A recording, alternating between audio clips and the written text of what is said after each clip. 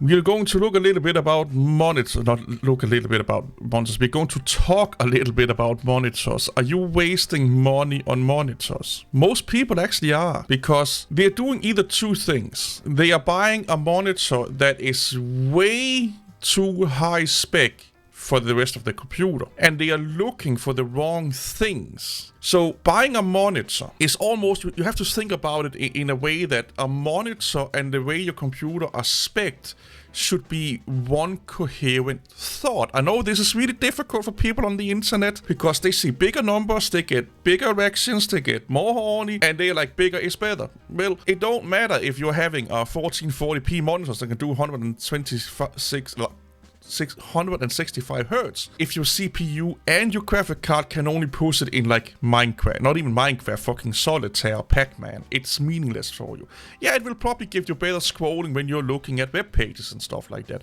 And if that's really important to you, you do that. But most people buy high resolution monitors with high refresh rate to game. That's why most people are doing it. Because most people that just are watching videos, going onto web pages like this, they're just buying maybe a 1440p monitor is kind of the standard nowadays to some degree, and then they're satisfied with like a 60 hertz monitor or something like that.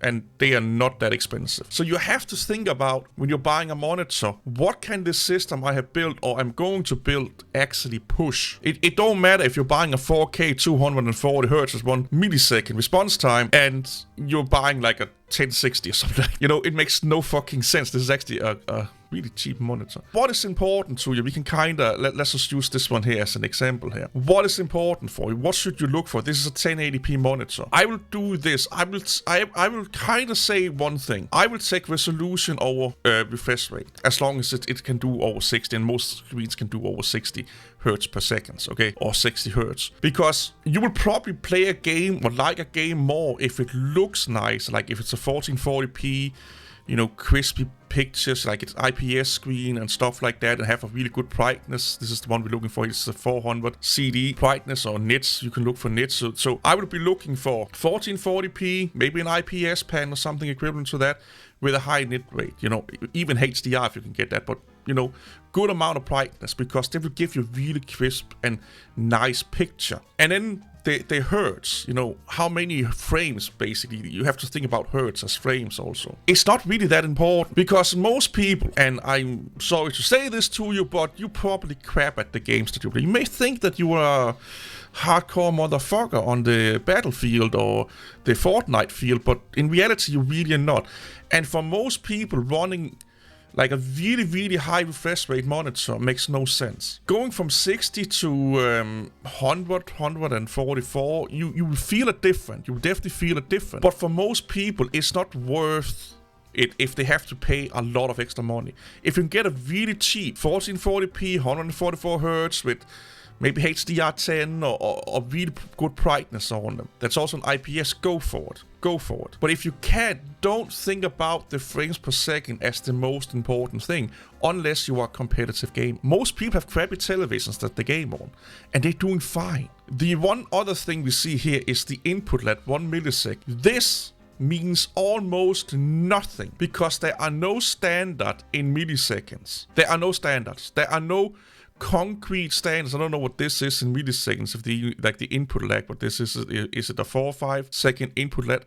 I have no idea. What I mean by there's no standard, there's no industry standard to say this is how you could say that your monitor is a 1 millisecond, 2 millisecond monitor. In theory, if you can go from black to white, gray to gray, or whatever the fuck it is, in 1 pixel, in 1 millisecond, you can call your screen a 1 millisecond screen. You just have to do it within a pixel, basically. But it takes longer to refresh a 1440p from gray to gray and all of that shit than it do for 1 pixel. But there's no industry standard that are approved, agreed upon certifications say you have to, let's say 50% of the screen should go from gray to gray or black. You know what I'm talking about here.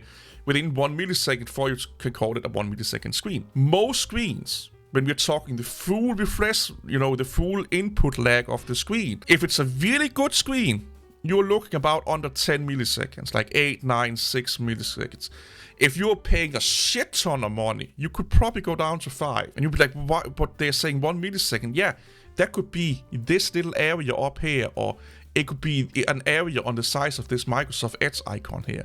If that just do the switching in under 1 milliseconds, they can call it 1 millisecond screen. So don't get too hooked up on milliseconds. There is a high chance that you will not feel any fucking difference between a 4, 5, 6 and 1 millisecond screen. You, however, will feel a way bigger difference between this here, how many hertz does it run, and how bright it is. You know, how crispy is the picture. You will notice that way bigger, you know, better. Like, you will notice the quality of the picture more going from a 1080p to a 1440p on high settings screen with a really bright screen on HDR or a lot of nits on it. That will be more beneficial for you to have a crispier, brighter screen and maybe 144 hertz than have a 1 millisecond versus 5 milliseconds, because most screens that you play on are probably all 10 milliseconds anyway. So what you need to do is you need to find websites, and I will see if I can remember it and put the link down below. There are websites that test screens like this, that test the picture accuracy. Is it really as accurate as they say here on the sticker? Is it really a HDR10?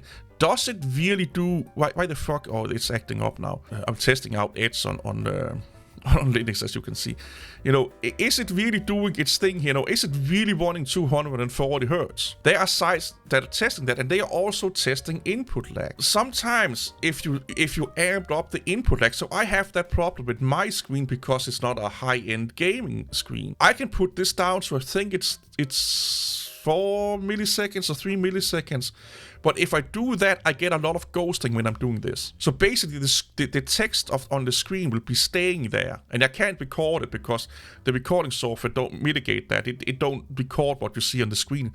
It's emulating a screen and recording it, so I can't show it. But imagine that when I scroll down here, the display port stuff, that will still be, it will be like a shadow underneath it. Noticeable shadow. And that's if I put it into high performance mode, or what you will call it under Dell, where it goes into really, really low input latency. But then if I go up to the normal 5, there's no issue. And I didn't get killed more. You know, I didn't drive into walls more when I was driving fast-paced fucking gaming and fast-paced racing games and stuff like that. I didn't notice any impact on my gaming whatsoever, going from, I think I can do 2 or 1 millisecond, I can't remember, or 5, because the ghosting was becoming an issue. It was more an issue. I was starting to see things that was not there because of the ghosting. Screens are one of those things where a lot on the sticker is bullshit. You kind of have to go in and, you know, search a review testing place. Again, I'll see if I can remember to put the link down below, where they actually go in and test it with testable equipment. And there's really few people that are testing monitors because it takes a lot of time and people don't understand monitors. When I say people, I mean users. They just look at bigger numbers must be better. You also have to look at reviews like, okay, if I push a lot of frames, am I introducing input lag? There are some people that have noticeable input lag on lesser good screens in high refresh rates because everything is working overtime and the screen can't keep up. So that's why we have FreeSync and G-Sync, but even FreeSync monitors or G-Sync monitors, they could have the implementation, but they could not be doing it well. So screens are one of those things where you really need to know what you're looking for. That's another thing you have to think about. The size of the monitor. How long away are you sitting for it? I see people game on like fucking 32 monitors with their face planted up in the screen, and it's only a 1080p screen. Unless you have some sight impairment, it makes no fucking sense. So here's kind of the golden rule that I go by. I would say from 20 to 24, 1080p is okay. From 1440p, I will not go under 27 inch, and I will not go over 30, because what it means is, like, if you think about this window here as a screen, the more pixel you have on a smaller screen, the more crispier the picture is. You can kind of see it here. It kind of looks a little bit better when I'm zooming it in. You know, when I'm scrolling it down. It still has the same pictures. But look what happens if I do this. Now we can start to see artifacting and stuff like that. Can we get some info about this? I don't know what size this picture is. But let's say this is a 1080p picture. This would be like putting it on a 14-inch or 44-inch screen or something like that. You can now see pixels all over the fucking place.